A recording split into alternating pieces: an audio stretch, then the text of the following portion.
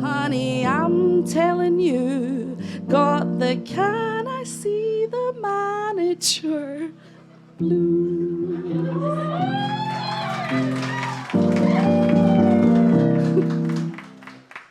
They're coming through, they've got an axe to grind.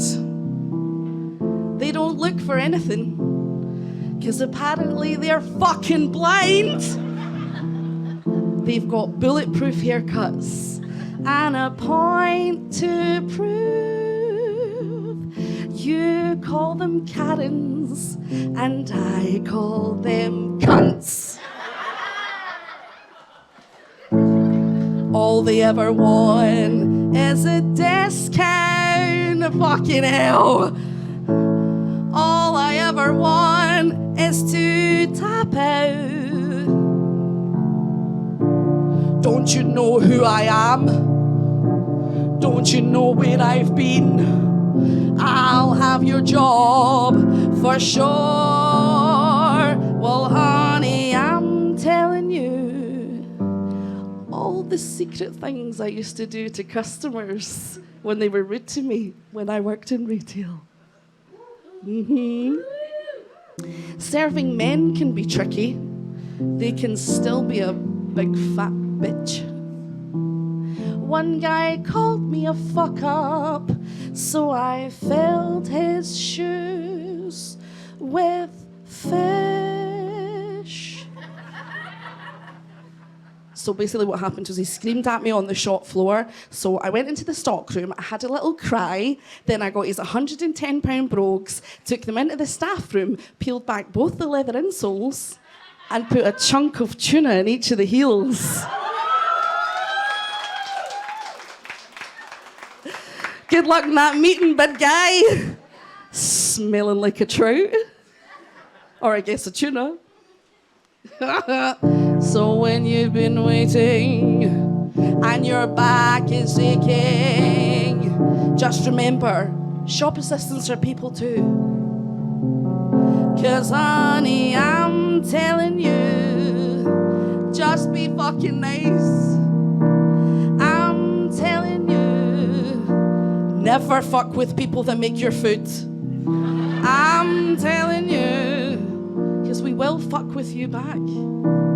Like, you'll go home with tuna in your shoes. And over the next 6 months, you will get fishier and fishier. And you'll think to yourself, something's not right. I'm not well.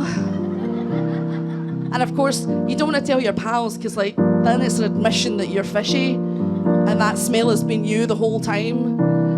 So of course, you will Google it. And Google will tell you you have cancer, because that's what Google does. So you'll go to the doctors and you'll say, listen, I'm really terrified. For the past 6 months, I've just been getting fishier and fishier, and I don't know what's going on. And the doctor will ask you a few questions and look you over and say, Martin, you've got tuna in your shoe. There's nothing wrong with you. And he will know that he fucked with the wrong shop assistant. Honey, I'm telling you, got the can I see the manager blues.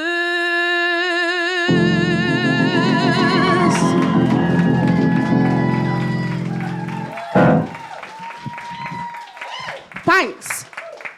I do realise that song can only be described as unhinged. But you know what?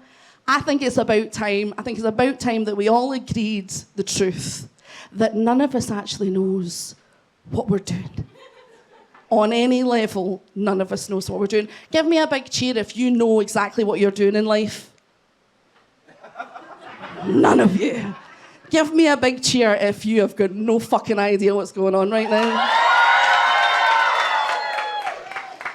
Cheers to you, my neurodivergent friends. In fact, nothing is a more better example of that than lockdown. And I'm talking, I know we don't want to talk about it, but I'm going to just for just a couple of minutes. Because the fact of the matter is, back in the original lockdown, the OG, you know, when we're all outside screaming for the NHS at 7 o'clock at night, I got confused on that one. I didn't realise it wasn't like The Purge. I thought it was The Purge for mental health, so of course I was going out on my balcony in my flat and just screaming ferally into the night.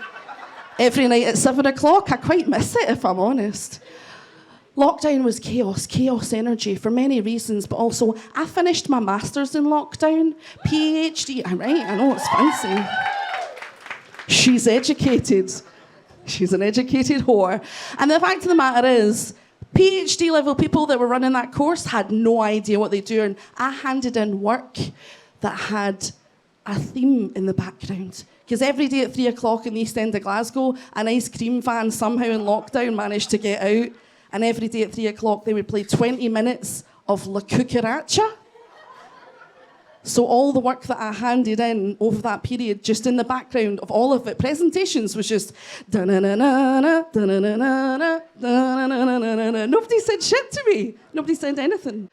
Finally, to wrap up the madness, my downstairs neighbour, who was the personification of a smoker's cough, he smelled like damp chips. He was old enough to be my dad.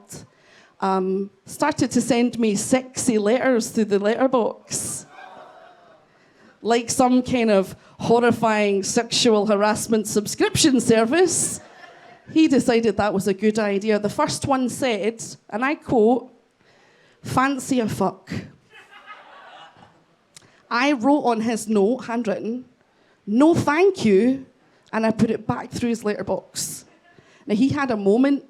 He had a moment to go, you know what, I'm quite drunk. I've drank all the whiskey off of Amazon, and currently I'm sending sexy letters on the bet thread of stationery. Perhaps I should sleep it off and go home. No, he didn't do that, no.